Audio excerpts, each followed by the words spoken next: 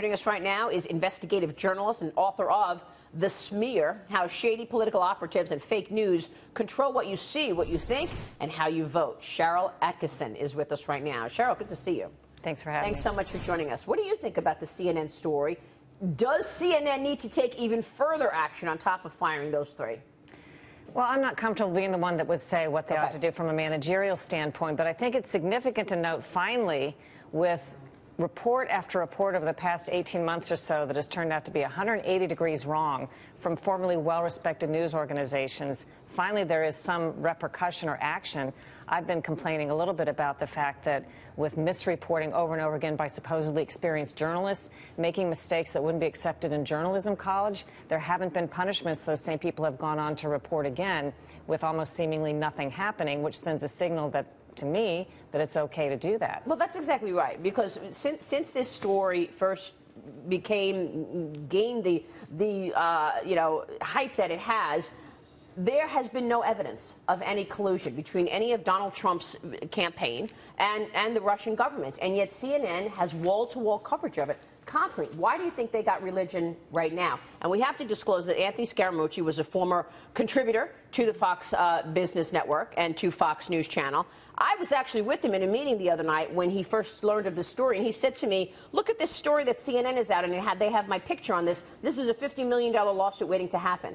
Did they face threats? Is that why they got religion on this, or did they even get religion yet? It's hard to say what their business decision was in doing that, deciding that they had to step in, because I think on the one hand they're very committed to the critical posture that they're taking against President Trump. They think it's justified. They think it's gains viewers as well. This is their mission. Yeah, it's their mission. So I'm not sure what part of the business plan or the journalism plan has made them decide that they had to take this. Well, there's also a merger on the way, taken, right? Money talks, and there is a story, to your point, that there was the threat of, this is in the New York Post today, of a $100 million lawsuit regarding this fake story. It was a incorrect, fictitious story. What, did you make it up?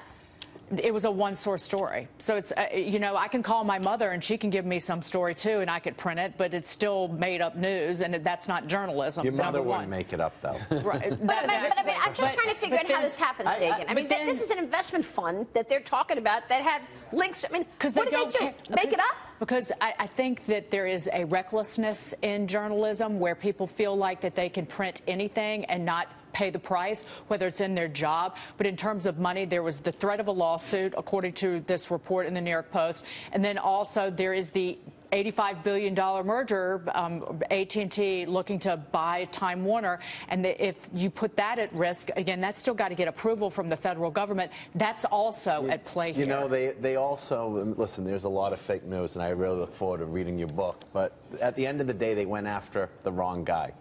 Anthony's built a 20-plus year career.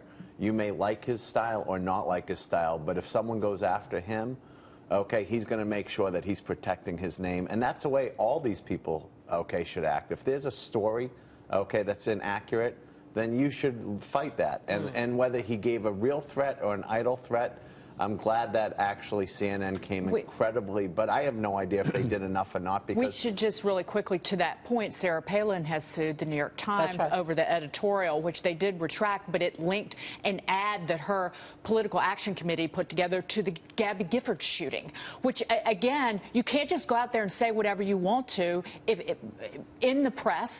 If it's false, it is absolutely false, and she has turned around and filed a defamation case. Sharyl, let me ask you something. Do you think that everyone is fighting for the headline news, and so everyone pushes the envelope to this gray area? We used to believe that journalists, if you don't like what you're reading on the paper, don't write it. Now it's the other way. But I would push back on this. I mean, for example, on this program, every morning we come out and we're following the agenda. And we're trying to figure out what the health care vote means to tax reform, what tax reform means to the economy, because we know that that's what the markets and that's what our viewers want. So there was really very little coverage of any agenda on CNN since Donald Trump became president, at all. So it's not all fake. They've been running with this Russia story and ignoring everything else that the president is trying to do. And, you know, isn't it also a matter of tone? Because it's really been the moral high ground, and they're trying to hold on to this moral high ground like they've got something. But the trouble with moral high ground is you shouldn't lose it. And I think what this story shows in bright red letters is that CNN lost the moral high ground. The question is to you, you've watched this for a long time, will this have any impact other than the Scaramucci story? Yeah.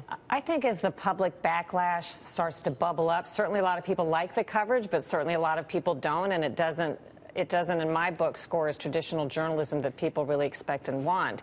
And I would also say this reporting that you're discussing about Russia smacks of, as I write in the book, a fairly well-organized narrative of talking points that's being pushed by political and sometimes corporate operatives who have figured out how to pull strings in the media among reporters, how to get us to report certain things and how to be anonymous sources and how to use social media and other tactics to get their narrative across. And I don't think we're being careful enough at being neutral arbiters of this and not being tools of them. Right. This lady is from day one in terms of the Russian narrative when it was being pushed during the DNC, during the convention, after the hacking. Again, they pivoted to Russia and made it about Donald Trump. And you smelled it from moment one and pushed back on it. We were at the DNC. We were at the Democratic National Convention in Philly. It was in Philly. Yes. And Debbie Wasserman Schultz was pushed out because of her emails and because of, you know, everything she said about Bernie Sanders. And, like, it was immediate that all of a sudden, to get the conversation off of Debbie Wasserman Schultz getting pushed out on day one of her convention, it became there's collusion between Trump and Russia. And we watched it take place. And this narrative just accelerated and accelerated ever since the DNC. And I feel like we saw it coming. I was uncomfortable with it from the get-go. You're a bit more savvy, perhaps, than the average citizen who doesn't have time to watch, but this is precisely what's discussed in the book. When you see these narratives appear, the common terminology and phrases being used across the board by different actors, which is not naturally occurring. I mean, normally there would be all different kinds of news. When a lot of people get on the same page, it appears suddenly. There doesn't seem to be evidence for it. Yes, I think you can suspect that the narrative is being planted. In this case, to me, too, it was quite obvious that then I go a step further. What don't they want you to look at? When someone is creating a narrative and throwing the shiny ball in one direction, what is it that they don't want you to see? Right. Lots of smoke over here, so forget about what's over here. Sharyl, great book. Great to talk with you. Thank you so much for joining us. Sharyl Attkisson joining us there.